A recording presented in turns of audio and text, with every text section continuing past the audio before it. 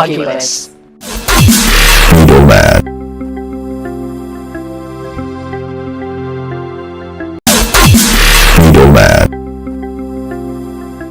Welcome back. It's still the Middlemen, and my case is the Nigerian lives matter. Over 200 persons were killed in Benue overnight last weekend. By Sunday, the Pope had prayed for them during Mass. President Tinubu had not found his voice at that time. When he eventually did, he called it clashes and asked the governor to reconcile warring sides. How do you reconcile citizens with terrorists who come in the dead of the night to massacre women and children? But during Chibok girls' abductions, President Tinubu called out President Jonathan, asking him to resign. But he couldn't even make it to Yele Tower because of bad roads and bad weather. If the children killed were his biological children, wouldn't he find any way to go seek justice for them? I know he didn't really make any campaign promises aside from saying he wants to dance, but he sought citizens' votes to lead the government and the primary role of any government, the security of lives and property. President Tinubu went to Benue to politic, while families of the dead are still grieving. Infrastructure, health, education, and a great economy are secondary to the human right to life. I mean, people even advocate for animal rights. But here, 200 humans are massacred and the government, rather than find the perpetrators, hosted a banquet. Do Nigerian lives matter? When the Air India plane crashed within the same week, President Tinubu was quick to commiserate with India.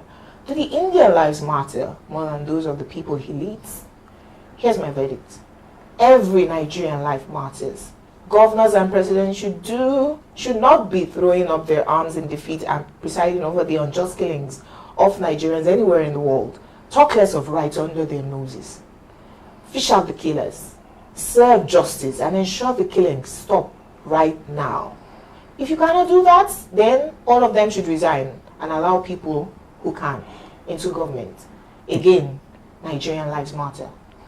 Yeah, this is actually the biggest story this week, you know, in the media space, and it's one that actually have shown that it's like these people are coming for all of us. And I don't see Nigerian government rescuing us from this problem. The government is supposed to be our shield because we are left with nothing. We have given them our allegiance. If we had known that they will not be able to protect us, perhaps we would have kept our allegiance, or maybe give it to maybe animals, or maybe any force organization that can protect us, because this is crazy. Now, people were killed in their sleep. Okay, butchered and burned. These guys came with explosive, petrol, and the rest of that, raised down a whole village. I don't think the people. I think someone said that the people that were killed were more than those who escaped. It's a very pathetic situation. One man lost 20 family members. 20 family members. A man lost a silo of rice. That worth 25 million. And his brother. Yes, that worth 25 million naira. Okay. So if this government is serious, you have a state like Benue State. If you're to be in a civilized country where you have a state as a food basket of the nation, country, you know that state is strategic to the economic advancement of that country. Very true. You will use your last blood to protect it. It's like attacking Texas in the US. You will use your last blood to protect it. But here, what do you see? The president even couldn't go. The president, not only that he couldn't go, when he got to where he went, he was blabbing, he was talking politics, what he shouldn't be saying. They don't like him, they hate him. Yes, they hate him, but he's here. You know, he's playing politics with the lives of citizens. People just lost their lives. You are talking politics there. So what it means is that these people don't have any vintage of love whatsoever. True. And the earlier we know this, the better. Okay? Because these people, when they came in, which of the roads did they pass? It's not the same road that we all plan. Very true. Where you have checkpoints and all that. So what happened to the checkpoint? What happened to, how did they move all those equipment that they used to attack these people? They said they even attacked the police station close by first. Yes, they first of all attacked the police and then went into the city and then started killing people. But when they were saying that government is complicit, they said that they normally would gather in Nasarawa or neighboring states. Yes. So if we here now start talking about we are going to protest tomorrow, they will find us. Yes. But how they are, they arrested people in Benue. They still, you see, let me tell you, the governor of the state is first of all a disaster. We don't know where his loyalty lies. He's a disaster. And let me tell you, it has come to a point that any cleric that runs for office, I will personally campaign against him. They should sit in their churches. They should sit in their religious organizations and face their congregations. Yeah. Very true. Because they lack, generally, many of them lack empathy. They behave like emperors in their churches. Yeah. They don't listen to anybody because they believe they are above accountability. So how do you put such people into power? They will be disaster. And so that is what you are saying. But sadly, if I go back in history, in the Third Republic, the governor of Benue State was one Reverend Father to Adasu. Moses Adasu said the government house will be converted to a hospital. Because he said there was no need for that government house. So when you put both of them side by side, you just feel sad. You wonder which God Reverend Aya is. I mean, so you just wonder. And then the other thing is this. Benue has the highest number of civil servants in Nigeria. He has the highest because each governor that passed through Benue recruited his own. So I think they have over 33,000 civil servants. And they enlist more even in the military. I don't even think and they have a rich population. Yes. I don't even think they started paying the 70,000 minimum wage. Yes, now So, they were protesting that. What is difficult with dealing with the security of such a state? It's not difficult. Because why? You see, the thing about statecraft, which I've come to learn, is that you need to be somewhat cunning to be able to deal with certain issues. Yes, we know that there are people who are, putting pressure on government one way or the other not to deal with this Fulani herdsmen. But you see, you cannot look. If you talk, you will die. If you don't talk, you will die. So if you face them once and for all, at least let it go down in record that here was a governor who didn't tolerate any security breaches. And that is the problem we have today. The kind of governors we have, a lot of them are just quizzes. He was writing letter that they should come out and give the president a befitting welcome. Look at children. That man is human. Then he went to print banners, like boards, and all that. When the people came out in the morning and saw those banners and all that, they started pulling them down. They pulled everything down even before the president arrived. Campaigning over dead bodies. The government house has come out to say that the printing of those boards and banners weren't theirs. They will deny it. Let them release the people. If it is an organization, wrong timing, you will tell them, "Oga, please stop." Is it the organization that is running the state? Optics. It's lying. Perception. If somebody is paying to do it, you say, "Sir, it's lying." We are mourning our children, our mothers, our wives. I have said it before that Governor Alia, if he cannot act as a governor, he should resign. He should act like a priest. If he cannot act like a priest, I cannot accept that he should act as none. He must act as one. Even in the Holy Writ, when Jesus, who represents Christianity, when he saw blind people, when he saw the lame people, was moved by compassion. Very true.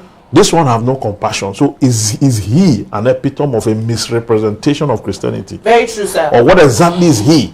Where does his loyalty lie? Does it lie in the people who gave him the mandate or in the presidency? Very true. It's actually very, very sad. When the Archbishop of Makurdi visited Yelwata, after going through everything in himself, he actually said that there is something in the offing right now stopping Catholic priests from participating in politics. Very good. It is very necessary. Because Alia has proven that this is not their place. There is disaster in power. This is not their place. It's not their calling. Their parishes. That's it. And do the spiritual work that they vowed to do. Because this same Reverend Alia, you know that this is just one attack too many. Peter Obi went to Jos, was coming to Benue. Yes. He said, no, don't come home. But very dark man went there. He didn't want. Very dark man went there. He said, "You cannot guarantee Peter Obi's safety." Now, President Tinubu that saw rain in bad road and ran back. How the very dark man gets there? It was not raining on the day that very dark man, because he went early. You waited and then you were telling us you will clear your schedule. If not for the post, if he lost his children, will he be clearing his schedule? If not that for the his post, schedule was to go and commission borehole. To go and commission borehole. That's what was in his schedule. This president is jobless. Oh God! Honestly, This president is jobless. look at it. What about this Inspector General of Police, who had no answer to the question why arrests not been made? And that man, I have said it again, he is tired. If you even look at him, the man is tired. After and during the attack, because the police was also attacked. Regime protection. Yes, do you understand? So if you have a swift security system, the police were attacked. I mean, his own constituency were attacked. So the next day there should be action. True. Not waiting for the president to say go and arrest. He should have arrested so many people already. I think the IG is about regime protection. You know, every president but it also shows he doesn't understand how to do regime protection and also save your job. Look at the Ejirika. He was chief of army staff, General Zubike Ejirika, and he knew it was getting to time to retire. And he said, "Look, a man dies only once. This Boko Haram, I will deal with them. I will leave an imprint." And he did that. And he dealt with them, even though, a prominent northern politician framed him up to remove it. Because Jonathan actually, I know, would have extended his tenure. But they now said, he's killing their brothers and all of that. That was genocide. Even including some elders in Benue State. Yeah, I don't want to mention one of them. He's dead now. Really? Yes. They even reported him at the ICC on genocide. They said that that movie attack, wherein he went and leveled the whole their hideout, the Boko Haram hideout. They said the people we killed were village, was a community, including an elder. ICC. Some politicians in Benue State. Yes, that was the man that was to finish Boko Haram completely. They would have ended Boko Haram. He was on the verge of doing that. Can I remind you why a lot of people say that the insurgency being experienced in Nigeria is government sponsored? Remember, right, when I just forgot my thoughts. I absolutely forgot my thoughts. I was going to mention something that happened very recently with insurgency in Nigeria. When I remember, is it where they said the military, escorted some cows? Even in Benin. Escorted cows. Even in Plateau, the military are accused of escorting cows. I wanted to give examples of the Air Force lady who was bombarding. That was vigilante. And they said our colleague reversed into her. Yes. Then also it was out. I was trying to remember where every northern leader they were saying, they killed our hunters in Uromi. Governor of Edo State went to the north to go and apologize to them. Okay, now they have killed 200 people. These are not 11 people, though. 200 innocent people. The man has emotional intelligence. Where are all the northern elders to condemn this now? Atiku condemned it. Atiku Abubakar came I'm talking about the outcry that we got during the Uromi attacks. Uromi people had been constantly attacked. They now formed vigilante to protect themselves. When they now suspected these people and said, "Who are you?" and one of them stabbed them and then they now killed them. 11 people. I'm seeing the outcry globally. Northerners who were shouting everywhere, innocent hunters, they were going home to Osala, this, that. Where is that?